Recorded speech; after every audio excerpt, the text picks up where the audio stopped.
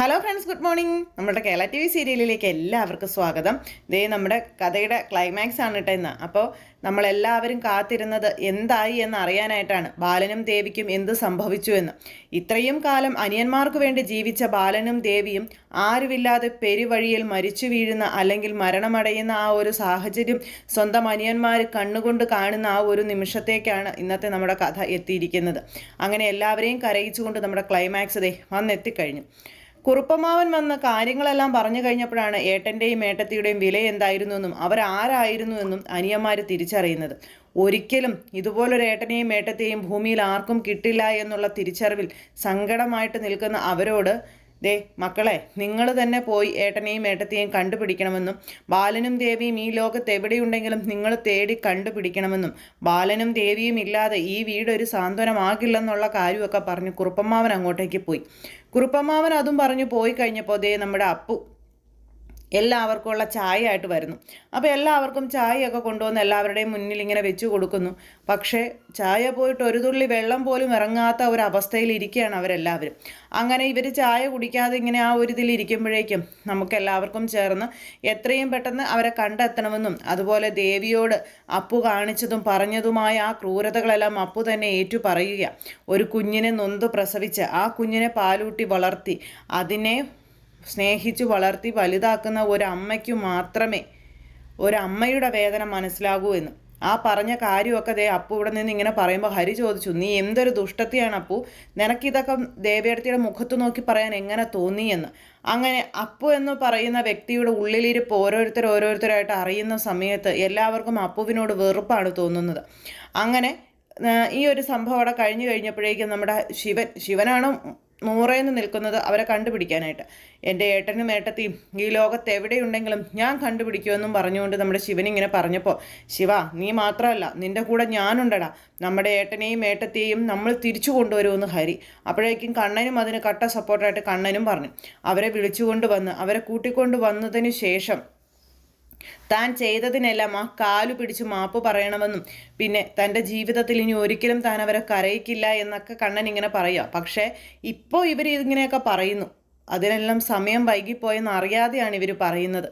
അങ്ങനെ ഇവർ ഈ ഒരു കാര്യങ്ങളെല്ലാം ഇങ്ങനെ പറഞ്ഞുകൊണ്ടിരിക്കുമ്പോൾ നമ്മുടെ അഞ്ജു ആണെങ്കിലും സങ്കടപ്പെട്ട് ഇങ്ങനെ ഇരിക്കുന്നു. അപ്പോൾ ഇവരെവിടെയുണ്ടെങ്കിലും കണ്ടുപിടിക്കണമെന്നുള്ള തീരുമാനത്തിലിരിക്കുന്ന ഇവരതിന് ആരെ വേണമെങ്കിൽ കൂട്ടുപിടിക്കുമെന്നുള്ള രീതിയിലും സംസാരിച്ചു.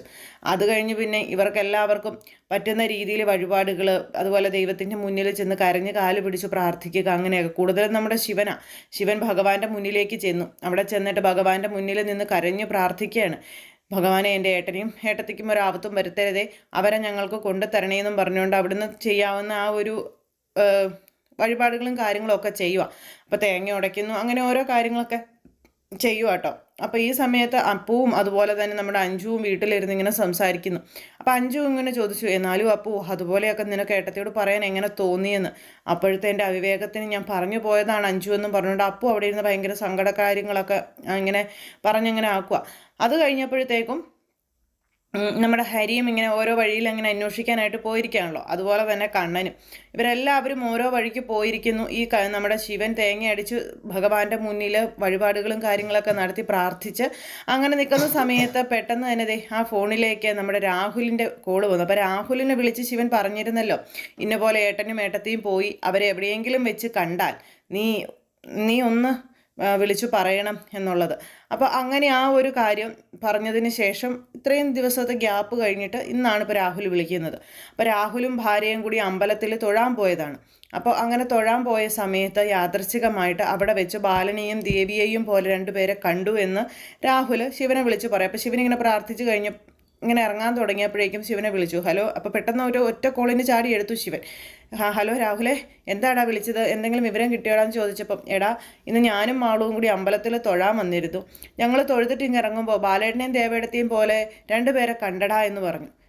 നേരാണോ നീ അവിടെ ബാലേട്ടനെയും ദേവേടത്തെയും കണ്ടോ? സത്യമാണോ രാഹുലേ എന്നും ചോദിച്ചുകൊണ്ട് ശിവൻ ഇങ്ങനെ വെപ്രാളം കൂട്ടുമ്പോഴേക്കും, അതേടാ എൻ്റെ ഓർമ്മ ശരിയാണെങ്കിൽ അവരാണെന്ന് തന്നെ എനിക്ക് തോന്നുന്നത്, അവരെപ്പോലെ നല്ല സാദൃശ്യമുള്ളവരായിരുന്നു എന്നും പറഞ്ഞുകൊണ്ട് ഇങ്ങനെ നേരത്തേക്കും പറയാം. അപ്പോൾ രാഹുലേ, ഇനി അവരെ നീ എങ്ങനെയാണ് കണ്ടത്, അവരെവിടെ വെച്ചാൽ കണ്ടത്, എന്താ എന്നൊക്കെ ഇങ്ങനെ ചോദിക്കുമ്പോൾ ഞാൻ ഇന്ന പോലെ അമ്പലത്തിൽ വെച്ചാണ് കണ്ടത്, രണ്ടുപേരും തൊഴുതിറങ്ങുകയായിരുന്നു, രണ്ടുപേരും ഭയങ്കര അവശരായിരുന്നു, ആ ഒരു ഇതിലൊക്കെ ഇങ്ങനെ പറയുവാണ്. അപ്പോൾ അതൊക്കെ കേട്ട് കഴിഞ്ഞപ്പോഴേക്കും ശിവന് ഭയങ്കരമായിട്ട് സങ്കടം, കാരണം അവശരായിരുന്നു എന്നൊക്കെ കേട്ട് കഴിഞ്ഞപ്പോഴേ അങ്ങനെ നമ്മുടെ ശിവൻ ആകെ വിഷമിച്ച് ആകെ സങ്കടപ്പെട്ട് ഇങ്ങനെ നീ നീ തന്ന വാക്കിന് ഒരുപാട് ഉപകാരം ഉണ്ടടാ എന്നൊക്കെ പറഞ്ഞുകൊണ്ട്, ഉപകാരം നിറഞ്ഞ വാക്കുകളാണെന്നൊക്കെ പറഞ്ഞുകൊണ്ട് ശിവൻ കുറേ അതൊക്കെ ഇങ്ങനെ പറഞ്ഞു. അപ്പോൾ അത് കഴിഞ്ഞിട്ട് ഞങ്ങൾ ഇപ്പോൾ തന്നെ പുറപ്പെടുകയാണെന്നൊക്കെ പറഞ്ഞു. അപ്പോൾ നീ ഒന്ന് നോക്കിയേക്കണേ എന്നും പറഞ്ഞിട്ട് അങ്ങനെ ശിവനിങ്ങനെ കൂട്ടുകാരനോട് പറയുക. അപ്പോൾ ഫോൺ കട്ട് ചെയ്തതും ഭഗവാന്റെ മുന്നിൽ പോയി 100 നന്ദിയൊക്കെ ഭഗവാനോട് പറഞ്ഞു. അപ്പോൾ വഴിപാടൊക്കെ കഴിച്ചാൽ തേങ്ങ ഉടയ്ക്കലും കാര്യങ്ങളൊക്കെ കഴിഞ്ഞ് നീങ്ങി കഴിഞ്ഞപ്പോഴാണല്ലോ ഈ ഒരു വിവരം കൂട്ടുകാരൻ പറയുന്നത്. അപ്പോൾ അത് കേട്ടപ്പോഴേക്കും നമ്മുടെ ശിവന് ഒത്തിരി സന്തോഷമായി. ശിവൻ വേഗം തന്നെ അമ്പലത്തിൽ നിന്ന് അങ്ങ് ഇറങ്ങി വേഗം ഫോൺ എടുത്ത് നമ്മുടെ ഹരിയെ വിളിച്ചു. ഹരിയെ വിളിച്ചു കഴിഞ്ഞപ്പോഴത്തേക്കും ഹരിയോട് പറഞ്ഞു, രാഹുൽ വിളിച്ചിരുന്നു ഹരിയേട്ടാ, ഇങ്ങനെ അമ്പലത്തിൽ അവിടെ വെച്ച് അവർ തൊഴുതിറങ്ങി കഴിഞ്ഞപ്പോഴത്തേക്കും ഇങ്ങനെ കണ്ടു, അപ്പോൾ നമുക്ക് എത്രയും പെട്ടെന്ന് പോകണമെന്ന് പറഞ്ഞപ്പോഴേക്കും ശിവ നീ ഇപ്പോൾ എവിടെയാണെന്ന് ചോദിച്ചു. ഞാൻ അമ്പലത്തിലാണെന്ന് പറഞ്ഞു. നീ വേഗം നമുക്ക് പോകാമെന്ന് പറഞ്ഞുകൊണ്ട് ഹരിയും പറഞ്ഞു. ഇനി ഒരു നിമിഷം പോലും വൈകിപ്പിക്കേണ്ട കാര്യമില്ല, നമുക്ക് പോകാമെന്ന് പറഞ്ഞു. ഹരിയും ഭയങ്കരമായിട്ട് അങ്ങനെ ഇതായിട്ട് ഇങ്ങനെ നിൽക്കും. അതുപോലെ തന്നെ കണ്ണനോടും കാര്യം പറഞ്ഞു. അപ്പോൾ കണ്ണനും ഭയങ്കരമായിട്ട് ഇതിങ്ങനെ പോകാനുള്ള ആ ഒരു ഇതിൽ ഇങ്ങനെ കാണിക്കുന്നു.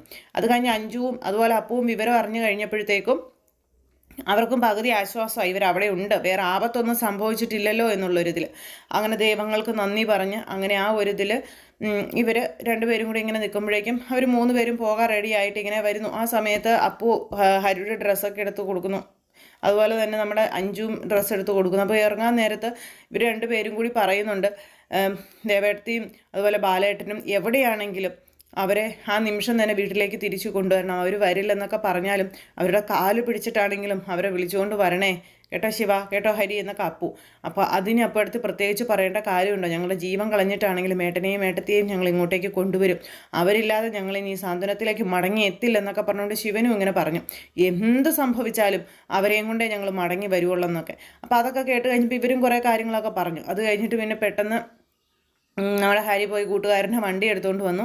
വേഗം ഇവർ രണ്ടുപേരും കൂടെ വണ്ടിയിലേക്ക് കയറി. അപ്പോൾ പറഞ്ഞൊക്കെ ഇവർ വീണ്ടും ആവർത്തിച്ച് പറഞ്ഞുകൊണ്ടിരിക്കുക. അങ്ങനെ ഇവർ പോണു കേട്ടോ. ഇവർ വണ്ടിയിൽ കയറി പോയി കഴിഞ്ഞപ്പോഴേക്കും ഇപ്പോഴാണ് അപ്പോൾ ഒന്ന് ആശ്വാസമായത്, അവർക്ക് ആപത്തൊന്നും സംഭവിച്ചിട്ടില്ലല്ലോ, എന്തായാലും ദേവേടത്തെയും അതുപോലെ ബാലേട്ടനും മടങ്ങി വരും എന്നും പറഞ്ഞുകൊണ്ട് ഇങ്ങനെ അഞ്ജു പറഞ്ഞപ്പോൾ, അതെ അഞ്ജു അവർ മടങ്ങി വരും, ആ കാൽക്കൽ വീണ് എനിക്ക് മാപ്പ് ചോദിക്കണമെന്നൊക്കെ പറഞ്ഞ് അപ്പോൾ ഭയങ്കര കരച്ചിലും കാര്യങ്ങളും ഒക്കെ.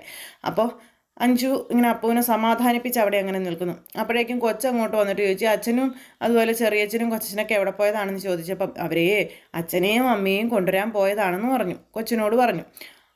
അയ്യോ അവരങ്ങനെ പോയതായിരുന്നു, ഞാനും കൂടെ പോയേനേലോ എന്ന് ഉറച്ചു പറഞ്ഞപ്പം അവരിങ്ങോട്ടല്ലേ വരുന്നത്, പിന്നെ എന്തിനാ മോളൂട്ടി പോകുന്നത്, മോളൂട്ടി ഇവിടെ ഇരിക്കട്ടോ, അച്ഛനും അമ്മയും വരുമ്പോഴേക്കും മോളൂട്ടി പഠിക്കാനുള്ളതൊക്കെ പഠിച്ച് മിടിക്കായിട്ട് ഇരിക്കണം കേട്ടോ എന്നൊക്കെ പറഞ്ഞുകൊണ്ട് ഇവരിങ്ങനെ കൊച്ചിനെ അവിടെ പറയുന്നു.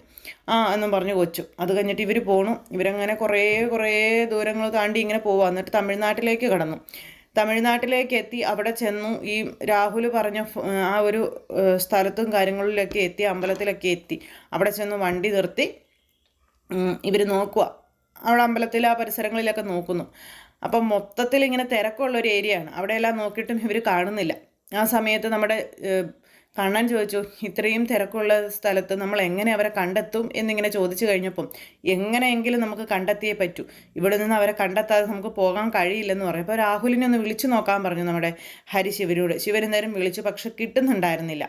അപ്പോൾ അങ്ങനെ ആ ഒരു ഇതിങ്ങനെ കഴിഞ്ഞു കേട്ടോ. ഇത് കഴിഞ്ഞതിന് ശേഷം പിന്നെ നമ്മുടെ ഹരി പറഞ്ഞു, നമുക്ക് എന്തായാലും അവരിവിടെ ഉണ്ടായിരുന്നതാണല്ലോ, ഈ പരിസരത്തുള്ളവരോടൊക്കെ ഒന്ന് ചോദിച്ചു നോക്കാം, വണ്ടിക്കാരോടൊക്കെ ഒന്ന് ചോദിച്ചു നോക്കാം, അവരങ്ങ് ആ വണ്ടികളിലൊക്കെ കയറിയിട്ടുണ്ടെങ്കിലോ അവരെ കണ്ടിട്ടുണ്ടെങ്കിലോ എന്നൊക്കെയുള്ളൊരിത്.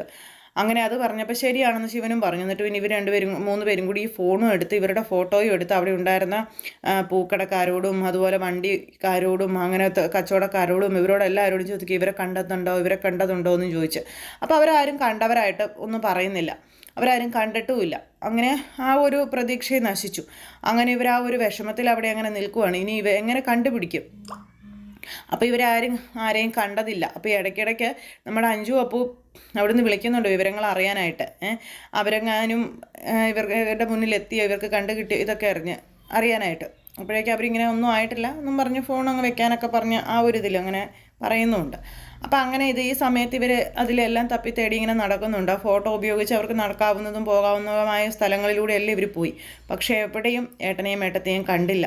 അങ്ങനെ വന്നു കഴിഞ്ഞപ്പോഴേക്കും ഇവർക്ക് വീണ്ടും നിരാശയായി. ഇനിയിപ്പോൾ നമ്മൾ എന്ത് ചെയ്യും എന്നിങ്ങനെ ചോദിച്ചിങ്ങനെ നിൽക്കുമ്പോൾ എന്തായാലും അവർ ചിലപ്പോൾ ഈ അമ്പലത്തിൽ തൊഴാനായിട്ട് വന്നതായിരിക്കും. അധികം ദൂരമൊന്നും പോയി കാണാൻ യാതൊരു വഴിയില്ല, നമുക്ക് അടുത്ത സ്ഥലത്ത് നോക്കാം എന്നും പറഞ്ഞുകൊണ്ട് ഇങ്ങനെ പറഞ്ഞ് അങ്ങനെ അവിടുന്ന് കുറച്ച് നീങ്ങിയൊക്കെ നോക്കാനായിട്ടൊക്കെ ഇങ്ങനെ അങ്ങ് പോകണം. അപ്പോൾ കുറച്ച് ദൂരത്തൊക്കെ നടന്ന് നീങ്ങി ഇവരങ്ങ് പോയി കഴിഞ്ഞപ്പോഴത്തേക്കും കുറച്ച് അകലം, അതായത് അമ്പലത്തിൽ നിന്ന് കുറച്ചങ്ങ് ദൂരേക്ക് അങ്ങ് മാറി. അപ്പോഴും അവിടെ തിരക്കുകളും കാര്യങ്ങളും, ഒരു ചന്ത പോലൊരു ഏരിയ.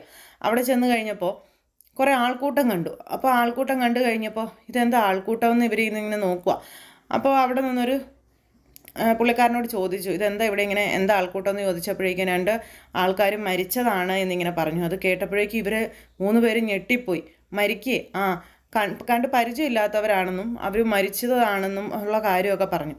ഇത് കേട്ട് കഴിഞ്ഞപ്പോൾ കണ്ട് പരിചയമില്ലാത്തവരാണെന്ന് പറഞ്ഞില്ലേ, അതുകൊണ്ട് ഇവർക്ക് ആകെ വെപ്രാളം കയറി, ടെൻഷൻ കയറി. ഇവർക്ക് അങ്ങോട്ട് പോകാനുള്ള ധൈര്യവും ഇല്ല. അങ്ങനെ ഇനിയിപ്പോൾ ഒരു പക്ഷേ അത് ദേവിയും ബാലനും ആയിരിക്കും എന്നുള്ളൊരു പേടി ഇവർക്ക്. അങ്ങനെ പെരുവഴിയിൽ മരിച്ചു കിടക്കുന്ന ഏട്ടനെയും ഏട്ടത്തെയും കാണേണ്ടി വരുന്ന ഗതികേടിലായിപ്പോയി അനിയന്മാർ എന്നുള്ളൊരിതിലായി. അപ്പോൾ ഇവർ നോക്കി നിൽക്കുമ്പോൾ വണ്ടിയൊക്കെ ഇങ്ങനെ കൊണ്ടുവന്ന് നിർത്തിയിട്ടുണ്ട്. ആദ്യം ആ സ്ത്രീയുടെ ബോഡി എടുത്ത് അവർ വണ്ടിയിലേക്ക് കയറ്റുന്നു. അതുപോലെ തന്നെ നമ്മുടെ ആ ചേട്ടൻ്റെ, അതായത് മരിച്ചു കിടക്കുന്ന പുരുഷൻ്റെ ശരീരവും എടുത്ത് വണ്ടിയിലേക്ക് കയറ്റുന്നു. ഈ 2 ശവശരീരങ്ങളും വണ്ടിയിലേക്ക് എടുത്ത് കയറ്റുന്നത് കണ്ടു കഴിഞ്ഞപ്പോഴത്തേക്കും ഇവർ 2 പേരും അങ്ങ് വീണുപോയി ശരിക്കും പറഞ്ഞു. അപ്പോൾ അത് ആരാന്ന് നോക്കണ്ടേ എന്നും ചോദിച്ചുകൊണ്ട് ഹരി ഇങ്ങനെ ചോദിച്ചപ്പോൾ, ഇല്ല ഹരിയേട്ടാ, എനിക്കത് കാണാനുള്ള ശക്തിയില്ല എന്ന് പറഞ്ഞു. അപ്പോൾ ഇവർ ദേവിയും ബാലനുമാണ് മരിച്ചത് എന്ന് ഉറപ്പിച്ചു. ആ ദേവിക്കും ബാലനുമാണ് ഈ ദുരന്തം വന്നിരിക്കുന്നത് എന്നിവർ ഉറപ്പിച്ച് ആ ഒരു സിറ്റുവേഷനിൽ നിൽക്കുവാണ്. അങ്ങനെ അവർ 2 പേരും മരിച്ചു എന്നുള്ളൊരവസ്ഥ അത് മനസ്സിലാക്കി ഇവരുടെ കാര്യത്തിൽ ഇവർക്ക് തകർന്നു പോകാനല്ലേ കഴിയുള്ളൂ. അതിനെ ഒന്ന് കാണാനോ അല്ലെങ്കിൽ അതിൻ്റെ അരികിലേക്ക് പോകാനോ പോലും ഇവർക്ക് കഴിയാതെ ഇവരിങ്ങനെ മരവിച്ചിങ്ങനെ നിൽക്കുവാണ്. അപ്പോൾ അതൊരു പക്ഷേ ദേവിയുടെയും ബാലൻ്റെയും മൃതദേഹങ്ങളാകാം, അല്ലെങ്കിൽ അത് മറ്റാരുടേതെങ്കിലും ആകാം. അങ്ങനെ ഒരു വിലയുമില്ലാതെ പെരുവഴിയിൽ കിടന്ന് മരിക്കേണ്ടവരല്ല ദേവിയും ബാലനും. ഇവർ ഈ ചെയ്തതിനൊക്കെ ഇവ അങ്ങേയറ്റം വേദനിച്ച് കഴിയുമ്പോൾ അതിനെല്ലാം പ്രായശ്ചിത്തം ചെയ്യണമെന്ന് ആത്മാർത്ഥമായി ആഗ്രഹിച്ച് കഴിയുമ്പോൾ ഒരു പക്ഷേ എവിടുന്നെങ്കിലും ബാലനും ദേവിയും മടങ്ങിയെത്താനുള്ള വഴികളുമുണ്ട്. പക്ഷേ ഈ നിമിഷം വരെ ഇതിൻ്റെ ആ ഒരു വിഷമം അതെല്ലാവരുടെയും മനസ്സിൽ ഇങ്ങനെ തളം കെട്ടി നിൽക്കുന്ന ആ ഒരു സാഹചര്യം. കാരണം ദേവിയും ബാലനും മരിച്ചു എന്ന് അന്തിമ വിധി എഴുതിയ ആ ഒരു നിമിഷം. അപ്പോൾ അങ്ങനെയൊക്കെയുള്ളൊരു സിറ്റുവേഷനും കാര്യങ്ങളൊക്കെ കാണിച്ചുകൊണ്ട് ഇനി ഇതിലും ഏറെ പറയാനുള്ള വിശേഷങ്ങളും ഒക്കെ ആയിട്ടാണ് നമ്മുടെ ക്ലൈമാക്സ് എപ്പിസോഡ് വരുന്നത്. അപ്പോൾ എല്ലാവരും കാത്തിരുന്ന് കാണണം. ആരും തന്നെ മിസ് ചെയ്ത് കളയരുത്. എല്ലാവർക്കും നല്ലൊരു ദിവസം ആശംസിക്കുകയാണ്. എല്ലാവരുടെയും സപ്പോർട്ടിനും സ്നേഹത്തിനും ഒരുപാട് നന്ദി അറിയിക്കുന്നു. സൂപ്പർ ഹിറ്റ് കഥയുമായി കാണുന്നത് വരെ എല്ലാവർക്കും നന്ദി. അതോടൊപ്പം നമ്മുടെ ഈ ചാനൽ ആദ്യമായിട്ട് കാണുന്നവരുണ്ടെങ്കിൽ ഒന്ന് സബ്സ്ക്രൈബ് ചെയ്യണം കേട്ടോ. തൊട്ടടുത്ത് കാണുന്ന ബെൽ ബട്ടൺ അമർത്തി കഴിഞ്ഞാൽ നമ്മുടെ വീഡിയോസ് എളുപ്പത്തിൽ കാണാൻ കഴിയുന്നതായിരിക്കും. ഇനിയിപ്പോൾ നമ്മുടെ ഈ കഥ അവസാനിക്കുകയാണ്. ഇനി അങ്ങോട്ട് നിങ്ങൾക്ക് എല്ലാവർക്കും താല്പര്യമുള്ള കഥ ഏതാണെന്ന് പറയുകയാണെങ്കിൽ അതിൻ്റെ റിവ്യൂസ് നമുക്കിതിൽ അപ്ലോഡ് ചെയ്യാൻ കഴിയുന്നതായിരിക്കും. അപ്പോൾ എല്ലാവരും ഒന്ന് സപ്പോർട്ട് ചെയ്യുമെന്നുള്ള പ്രതീക്ഷയോടെ നിർത്തുകയാണേ. താങ്ക്